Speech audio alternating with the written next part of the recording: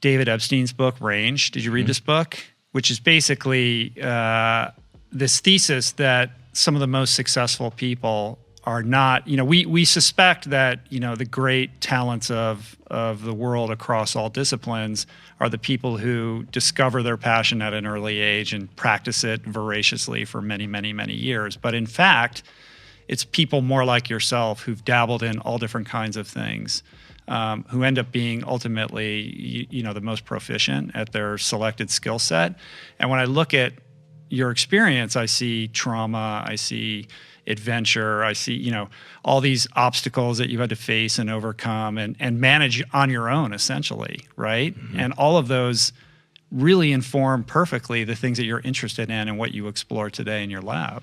Yeah, it really did. I think that I'm so grateful for those years. I wouldn't wish them on any kid, because I think having a secure, loving environment at home is so key. And, I should say about a third of the kids that I grew up with in that environment, that whole skateboarding punk rock culture, about a third have gone on to found companies or professional skateboarders.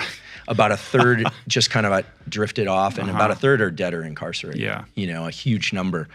And so there's real value in having a support system, that's clear. But it exposed me to all these things like addiction, schizophrenia, rage, like all of these incredible elements. Like I was never really into drinking and drugs. I could drink or not drink. It just wasn't, I wasn't drawn to it. But other people, they took one sip and it was like, that was their thing. Right. It was like the magic elixir for them. And so, I was observing what was happening. And then after that, that July 4th, 94 incident I realized this is it. It's now or never. It really was one of those moments. You hear about those moments, but it was me realizing I'm living in this squat. I've got a pet ferret. My girlfriend's gone. She broke up with me. She was smart enough to break up with me. I'm getting in fights. I'm working at a bagel shop. I can barely make ends meet. And at that point, I just made the decision. I just said, okay, look, I'm not going to be a professional athlete.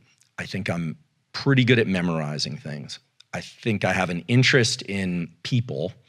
I'm going to just decide. I just decided to do school. I decided that was the track. So like some people pick the military because it's like if you know what to expect, at least in terms of the passages that you're going to go through.